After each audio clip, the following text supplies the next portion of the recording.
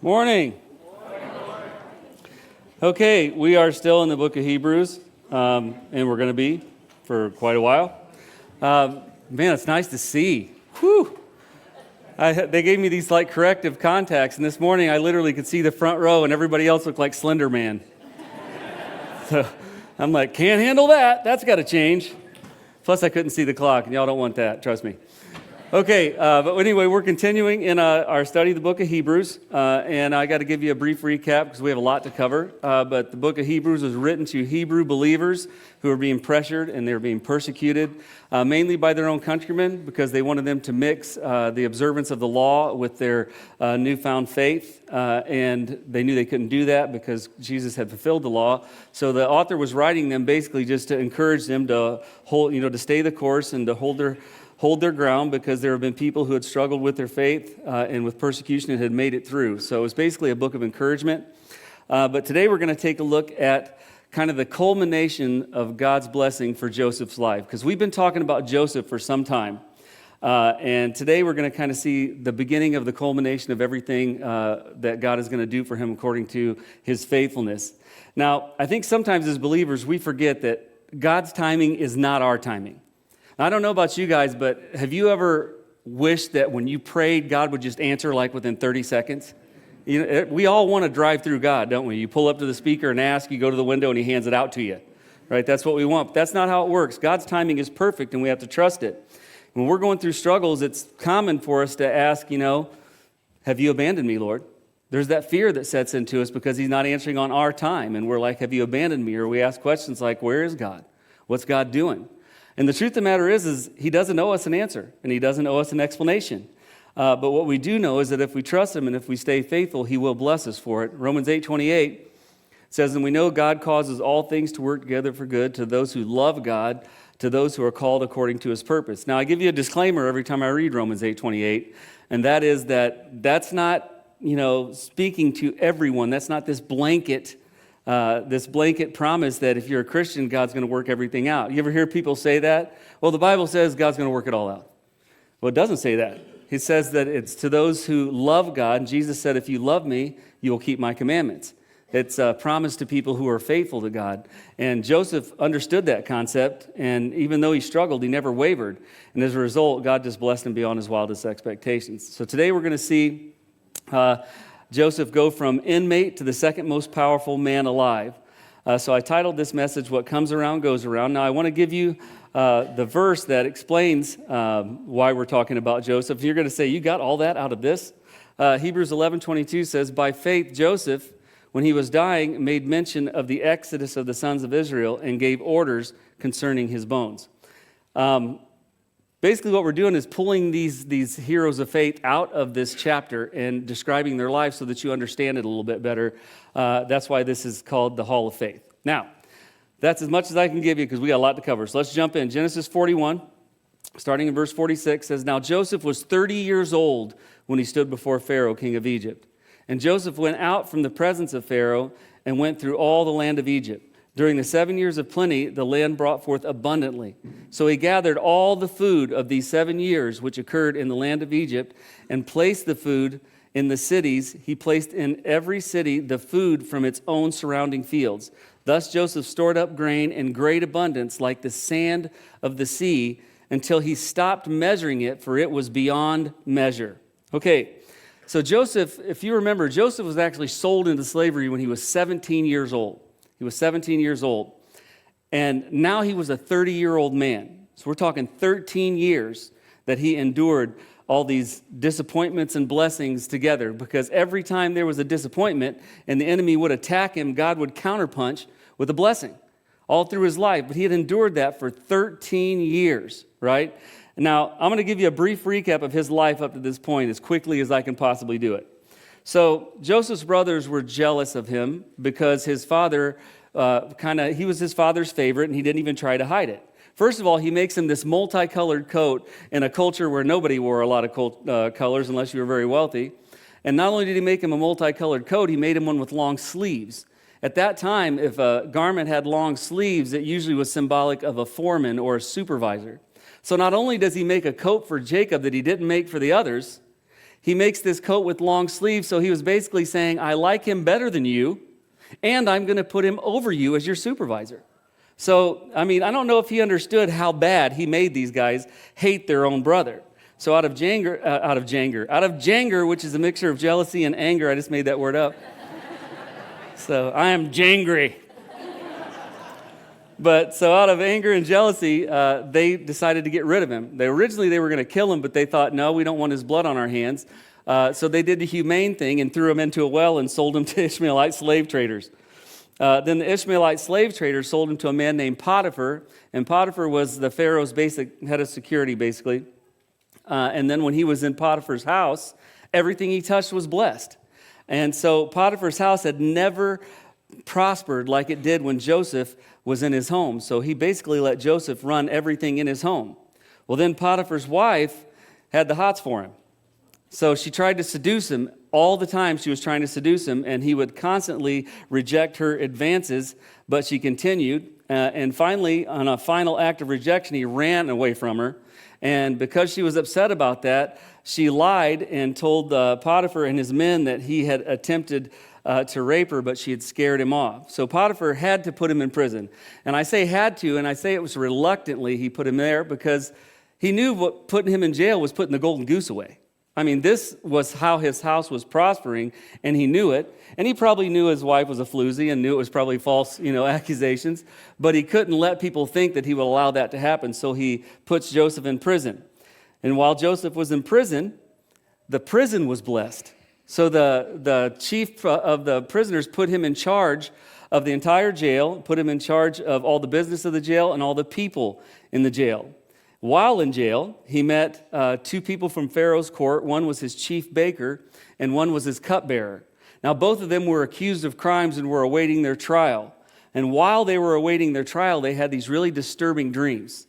So they were talking about him, and Joseph said, God is the one who interprets dreams, and if you tell me, he'll interpret it through me. So he interprets both of their dreams. He tells the cupbearer, listen, no worries. In 3 days, you're going to be restored. You're going to be serving back in the court again. Everything's going to be good between you and the Pharaoh. Then he looks at the baker and he says, not so much for you. The baker, he tells him, well, in 3 days, you're going to be let out of here to go straight to the gallows where you'll be hung and the birds will eat your flesh. So probably not the interpretation he was looking for, but that interpretation came true 100%, and the baker was executed, and the cupbearer was restored to his duty. And all Joseph asked in return was maybe mention me to the Pharaoh, because I'm unjustly in jail right now. But the cupbearer didn't mention him. He basically ignored that whole promise and just moved on, and so he was stuck still in jail after that, right? Then the Pharaoh has his own disturbing dreams, and he calls in all the wise men, and he calls in all the magicians, and he says, explain these dreams to me, and none of them could. So then the cupbearer says, yeah, by the way, there's this guy I met when I was in the pen, and he said, I met him when we were in the yard, and he said, this man could interpret dreams. He interpreted the dreams for me and for the baker, and his interpretations were correct. So he asked him to call Joseph in to interpret his dream. So Joseph comes and tells him, listen, this is a warning. The dream you're having is a warning from God. And he's telling you that there's going to be 7 years of prosperity, then there's going to be 7 years of famine. And the reason God gave you this dream more than once was that it's going to happen very soon, and he's trying to warn you so that you can prepare for what's about to come. So he says, you got to have a plan. He's like, you got to find a guy to run things that can execute this plan. And it just so happens I have a plan. And he tells him, listen, what you need to do is during the 7 years of prosperity, take 20% of all the grain grown in all the provinces and build storage facilities and store it and have it guarded. And then when the 7-year famine comes, you'll have a reserve to sustain us through that famine. Pharaoh loved the idea, and of course, he made Joseph in charge of that plan, and he made Joseph the second in command of all of Egypt. He basically said, the only place I'm above you is in the throne room. Other than that, anything that happens has to happen with your permission. So he goes from inmate to the second most powerful man basically in the known world at that time. And you can just see God's blessing all over that. Now, he executed this plan, and he started storing up all this grain. And during the 7 years of plenty, there was so much grain that they actually stopped measuring it, because there was so much they couldn't even measure how much they had anymore. So he just stopped measuring it and just knew they had a lot. And they kept storing it and building facilities to store it and guarding it. Now, during his time as second in command, Joseph got married and had 2 sons. Let's look at this. It's in Joseph. In Genesis 41. It says, starting in verse 50, now before the year of famine came, 2 sons were born to Joseph, whom Asenath, the daughter of Potiphera, priest of On, bore to him. Joseph named the firstborn Manasseh, for he said, God has made me forget all my trouble and all my father's household. And he named the second Ephraim, for he said, God has made me fruitful in the land of my affliction. Now notice that Joseph named both of his sons with a name that would honor God. Okay, with a name that would honor God for all the faithfulness that he had shown him. Right now, unlike most believers would say, I'm not naming my kid after God. I've been 13 years of getting in trouble. You ever notice we always forget the blessings along the way? Whenever we have bad things happen to us, that sticks in our head. But we forget all the blessings God brings us along the way after those trying times. Joseph didn't forget that. He knew that God had blessed him. He knew he wouldn't have made it had God not blessed him during those 13 years. And he was thankful, so he named his kids in a way that would honor God just through their names. See, believers today tend to focus more on their struggles than they focus on God's ability to deliver them from struggles. Have you ever noticed that? When something's going wrong in your life, it consumes you, doesn't it? When you feel like you're in a difficult situation or a struggle, we're all kind of guilty of saying, God, why is this happening? God, why don't you deliver me from this? Instead of saying, God, I know you wouldn't put me here if you didn't have something you want to teach me. So I'm not going to cry. I'm not going to complain. I'm going to wait for your amazing delivery and trust that you're going to do something powerful in it. That's what God wants from us. Unfortunately, a lot of times we don't do that, and that's why it takes so long for us to be delivered. Let me tell you something you should never pray. First of all, never pray for patience. That's another sermon, but just trust me on that one. Don't pray for patience. All right? The other thing you should never pray is, God, get me out of this situation. Never pray that. Because if you haven't learned what God wanted to teach you in that situation, and he pulls you out of it, he's going to put you back there again. Because he's going to keep you there until you learn why. So my prayer has always been, Lord, I want out of this, but don't budge me until you show me why I'm here. Because I sure as heck don't want to be here again.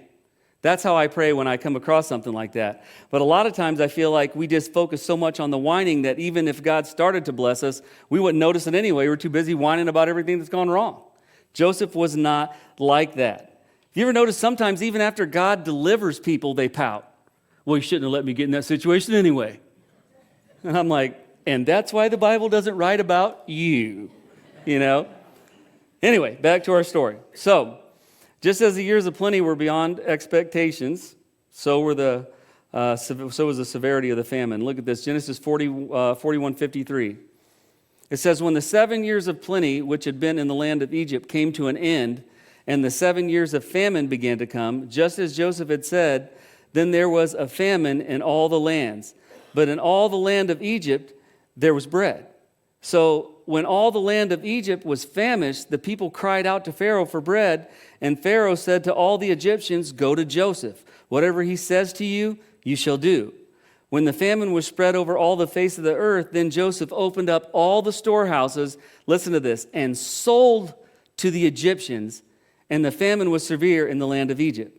The people of all the earth came to Egypt to buy grain from Joseph because the famine was severe in all the earth.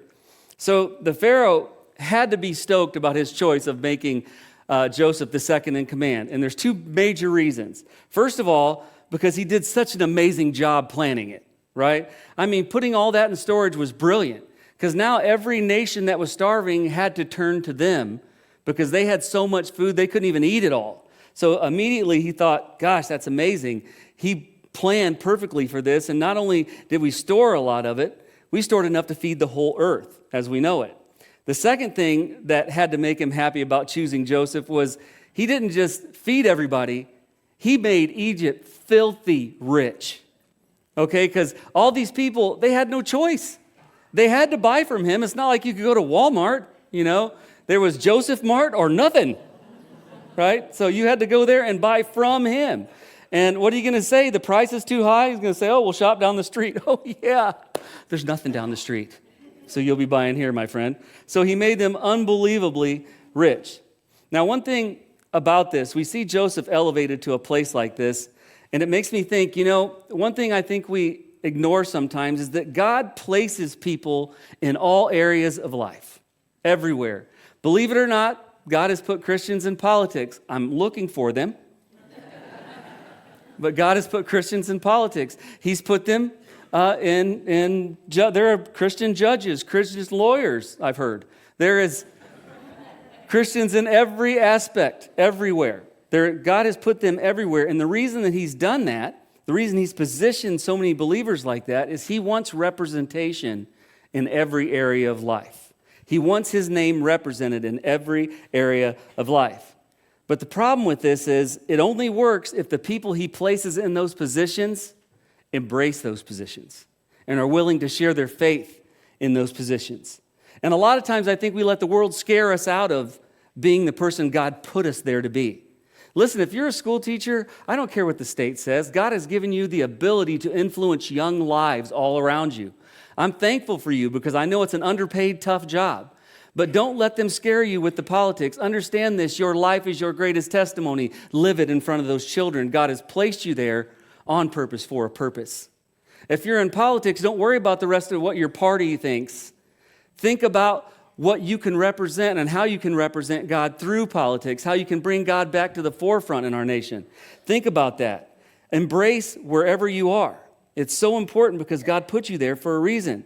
And, it happens when we forget how we got there, when we forget why God moved us to a position, the whole house of cards falls. It ruins the plan that God has set up through you. Now, does that mean God's plan won't be accomplished? No, he'll just use somebody else.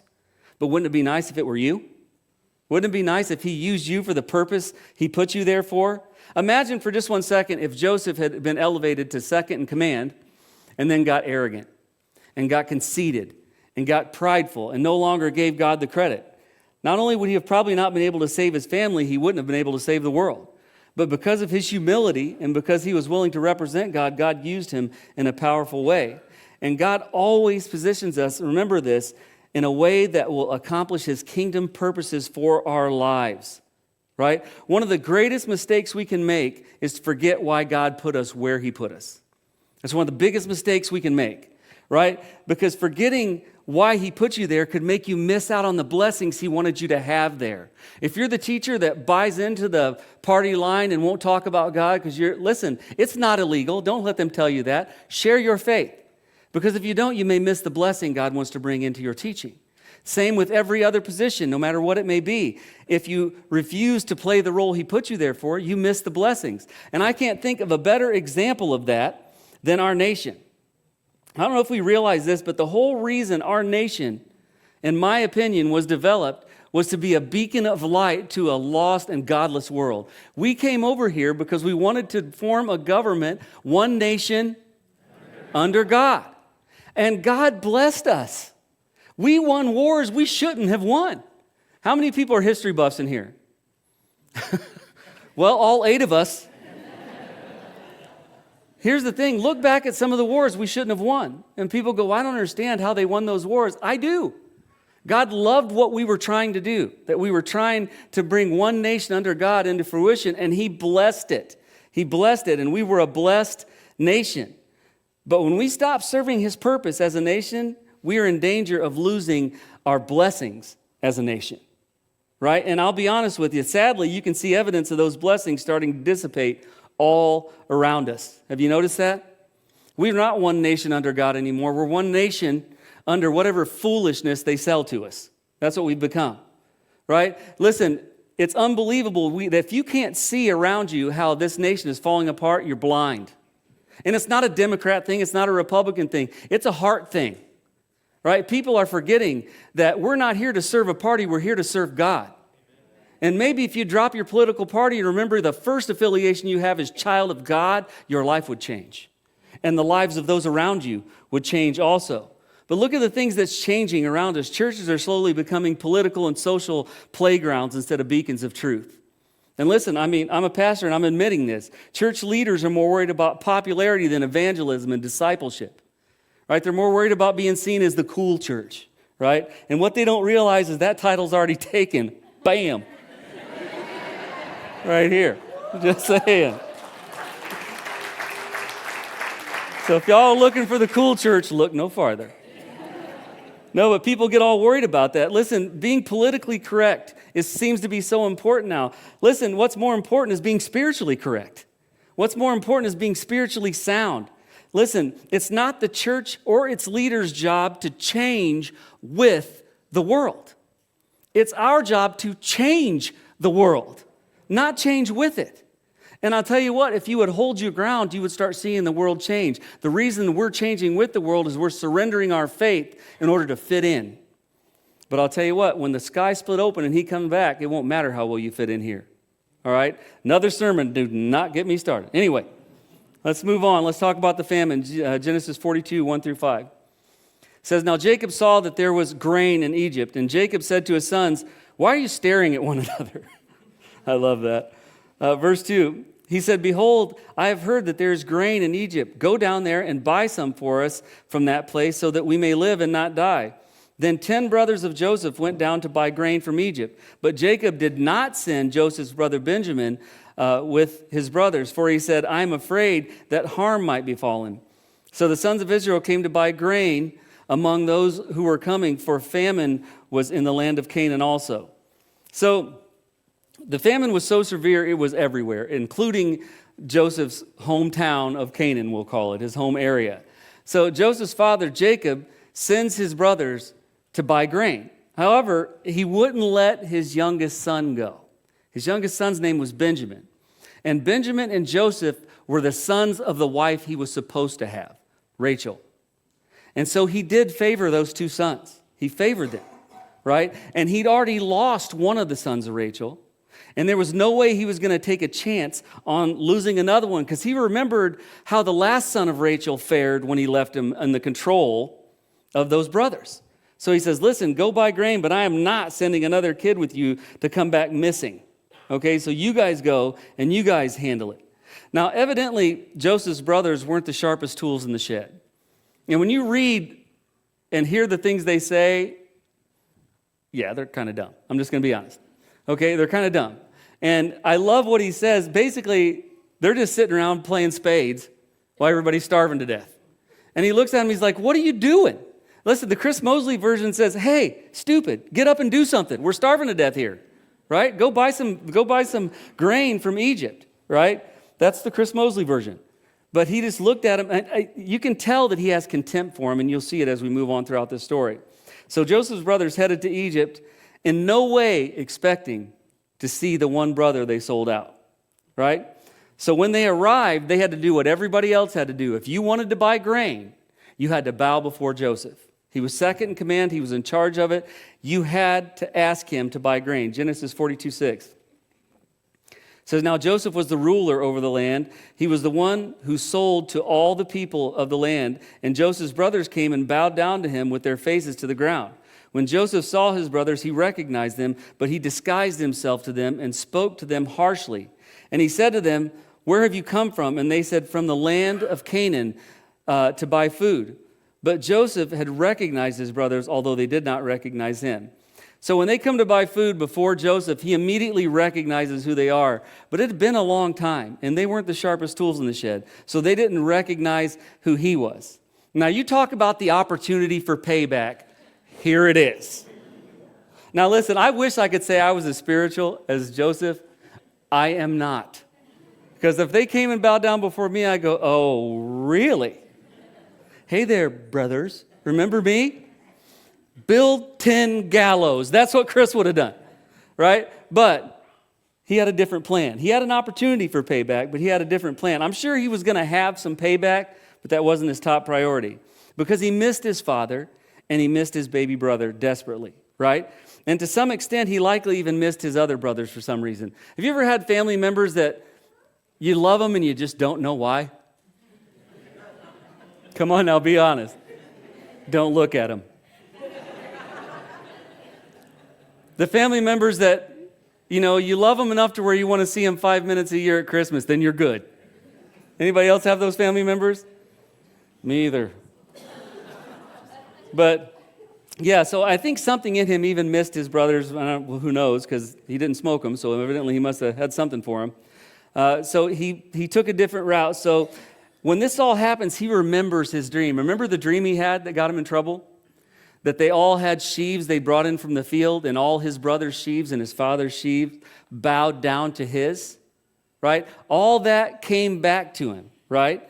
And so now it's time to, put this plan for payback and his reunion back into action. Genesis 42:9 says, Joseph remembered the dreams which he had about them and said to them, "You are spies. You have come to look at the undefended parts of our land." Then they said to him, "No, my lord, but your servants have come to buy food.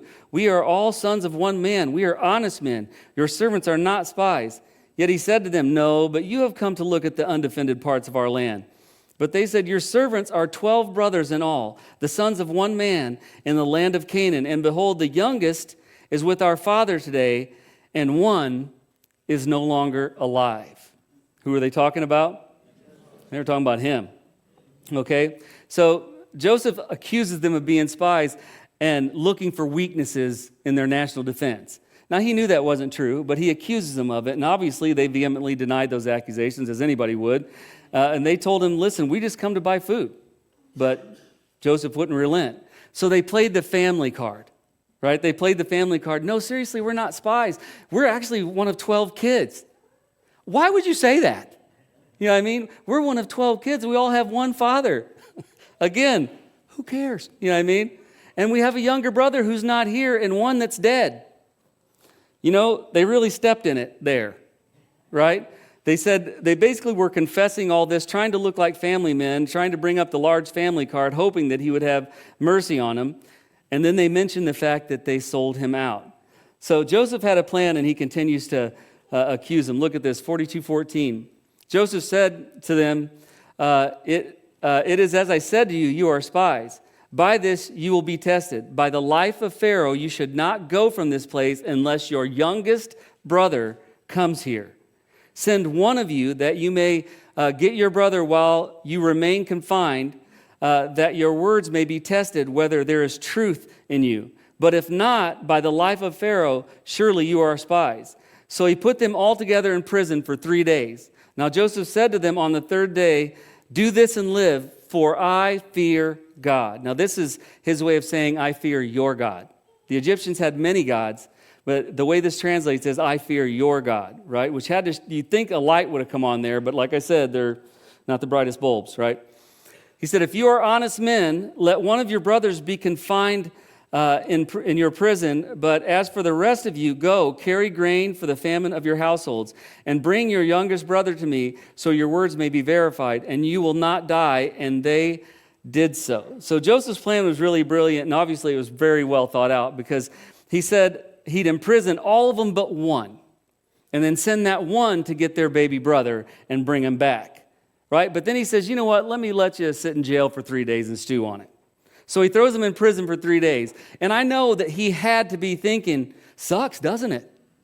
That's 3 days. Imagine 13 years, my friends. But 3 days is what fit in his timeline.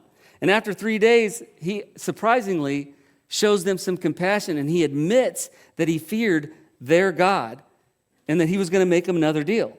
He said, "Okay, listen, I'm going to be merciful to you," which is something he didn't get from them. He's like, "I'm going to be merciful to you. Instead, I'm just going to keep one of you here. I'll just keep one. The rest of you can take all your grain and take it back to your household so they don't starve. But you better bring your youngest brother back. Because if not, this one's going to get smoked." Right? So he lets them go. But they were supposed to return with their younger brother. And if they returned without him, basically they would be executed too. So the compassion Joseph displayed them, I think, actually kind of played on their heart a little bit and made them think. Listen to this, Genesis 42:21. It says, "Then they said to one another, 'Truly we are guilty concerning our brother, because we saw the distress of his soul when he pleaded with us. Yet we would not listen. Therefore, this distress has come upon us. They're talking about when Joseph was in the pit crying out for their help and they wouldn't hear him. Verse 22. Now, Reuben is that told you so Monday morning quarterback. I'm just going to throw that out. Now, realize this is 13 years later. Okay, so this isn't even a Monday morning quarterback, right? This is over a decade later quarterback. Reuben answered and said to them, did I not tell you? Do not sin against the boy, and you would not listen. Now comes the reckoning for his blood. I would have just punched him, wouldn't you? In a loving Jesus type way, just right, Verse 23, they did not know, however, that Joseph understood, for there was an interpreter between them. He turned away from them and wept. But when he returned to them and spoke to them, he took Simeon from them and bound him before their eyes. Then Joseph gave orders to fill their bags with grain and to restore every man's money in his sack and to give them provisions for the journey, and thus it was done for them. So when the brothers heard the deal that he was making them, and it was more compassionate than the original deal, it made them think about the compassion they didn't show to Joseph, right? And it made them think about their sin against him. And here again, they saw him as an Egyptian, and he spoke Egyptian. I mean, he'd been there 13 years. So they saw him as an Egyptian, so they thought, well, we'll just speak in Hebrew right in front of him. And surely he won't understand. He's an Egyptian. I mean, he has a translator. So certainly, he won't understand. They had no idea this was their brother who was a Hebrew, right? So since they thought he was Egyptian, they basically confessed to all their sin right in front of him. They confessed to the crime right in front of him.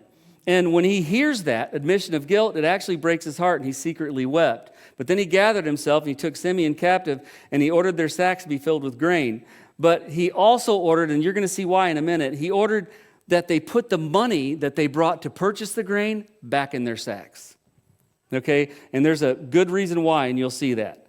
Genesis 42:26 says, so they loaded their donkeys with their grain and departed from there. As one of them opened his sack to give his donkey fodder at the lodging place, basically they were stopping at a motel, he saw his money, and behold, it was in the mouth of his sack. Then he said to his brothers, my money has been returned, and behold, it's even in my sack. And their hearts sank, and they turned trembling to one another, saying, what is this that God has done to us? Let me stop there. Okay, they just had their lives spared by an Egyptian, which normally that wouldn't happen, right? Because they didn't think much of the Hebrews. So God just delivers them from a potentially dangerous situation. Little did they know how dangerous it was. That's the guy they sold. This is the brother that they sold out, right? And what's the first thing that happens when they find something else that goes wrong? They blame God.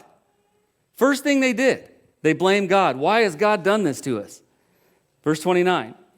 When they came to their father Jacob in the land of Canaan, they told him all that had happened to them, saying, the man, the Lord of the land, spoke harshly with us and took us for spies of his country. But we said to him, we are honest men, we are not spies. We are 12 brothers, sons of our father. One is no longer alive, and the youngest is with our father today in the land of Canaan. You know what Jacob's thinking. He's going, big mouth?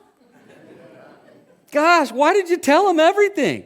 Did he have you under a light with a rubber hose? Did you have to spill your guts? Did you tell him I wear a size 9 shoe? Geez, shut your pie hole, right? That's what he had to be thinking, according to Chris. All right, verse 33, the man, the Lord of the land, said to this, by this I know that you are honest men. Leave one of your brothers with us and take grain for the famine in your households and go. But bring your youngest brother to me, that I may know that you are not spies, but honest men. I will give your brother to you, and you may trade in the land. Now it came about as they were emptying their sacks that, behold, every man's bundle of money was in his sack. Now they were scared when just one of them had their money. Now they find out that all of them still have their money in their sack. And when they and their father saw their bundles of money, they were dismayed. Their father Jacob said to them, you have bereaved me of my children. Joseph is no more, and Simeon is no more. Is it just me, or did he just sell Simeon out with no hope? I mean, that just goes to show you he didn't have a lot for the other kids that weren't Rachel's. They're like, well, he has Simeon, in prison. And he's going, yeah, he was a good guy. I liked old Simeon. We need to have a garage sale, though, and get rid of his stuff or get a storage unit. I mean, that quick, he's like, you've gotten rid of all my children, Simeon. Simeon's probably back there thinking, Dad won't let me down. And he's going, yeah, poor Simeon. He was a good guy. Now he's dead, right? He said, Simeon is no more, and you would take Benjamin? All these things are against me. Then Reuben spoke to his father, saying, you may put my 2 sons to death if I do not bring him back to you. Okay, they're terrible parents. One has already sold out his son. The other one's like, I promise I will bring him back. If not, you can kill my 2 sons. Can you see his 2 sons over here going, yeah, Grandpa, let him go. Oh, wait. What did you just say? Right? He's saying, listen, if I don't come back, you can go ahead and kill my 2 sons, right? Put him in my care, and I will return him to you. But Jacob said, my son shall not go down with you, for his brother is dead, and he alone is left. If harm should befall him on the journey you are taking, then you would bring my gray hair down to Sheol in sorrow. Now listen, think about that for a second. He basically just told him what he thought of him, didn't he? He's like, I only have 1 son left. I can't let him die. He had 10 other sons left, other than that one. But you could tell the children of Rachel meant more to him than the children of the others, right? Now, again, this reveals the brilliance of Joseph's plan, though, because he made it look like, he put all their money back in their bag so it would look like they welched on paying for their grain. That's why they were so scared. They were thinking, oh no. Now if we go back, we're thieves. Not only do they think we're spies, now they think we're thieves. We are dead meat. But the reason he did that was he knew that this would reveal if they had learned anything about genuinely caring for one another since they sold him out. He wanted to know that. He wanted to know if fear would keep them from returning to save their brother, or if they would easily, willingly sacrifice Simeon. And this was one great way to find out. He added fear to the process. He's like, not only am I telling you have to bring the youngest brother who your dad will never let you bring, but now I put your money back in your sacks. So are you willing to come back under fear of being thought of as a spy and a thief just to save your brother? Right? So this is actually really, really brilliant. So when they stopped for the night and they found that out, they were all terrified, right? And then they found it in all their bags and they were completely scared. And then to make matters worse, when they explained what happened to Jacob and what Joseph asked for, he refused him. And he was afraid that they'd lose his last son by Rachel, and that was his last link to the love of his life. He didn't want to lose that. Reuben offers his own sons, and it's not enough. He's like, no, absolutely not. I'm not letting you take Benjamin. So Jacob refused, even though he knew it would cost him Simeon, which says a lot, but that's another message. Now, as expected, eventually the grain that Joseph's brothers brought back from Egypt was depleted. Look at chapter 43. He says, now the famine was severe in the land, so it came about when they had finished eating the grain which they had brought from Egypt, that their father said to them, go back, buy us a little food. Okay. I'm not sure if maybe Jacob had Alzheimer's. Anybody else look at this and go, that seems kind of stupid, Jacob. Jacob goes, oh man, we're out of food. Hey, run to the store in Egypt and pick us up some more. Right? Imagine what they're thinking. They're like, oh, Dad, hold up a second. Verse 3, Judah spoke to him, however, saying, the man solemnly warned us, you shall not see my face unless your brother is with you. If you send our brother with us, we will go down and buy food. But if you do not send him, we will not go down. For the man said to us, you will not see my face unless your brother is with you. Then Israel, or Jacob, said, why did you treat me so badly, telling the man whether you still had another brother? Exactly what I thought. You know what he's saying? He's going, big mouth. Why did you even tell him that?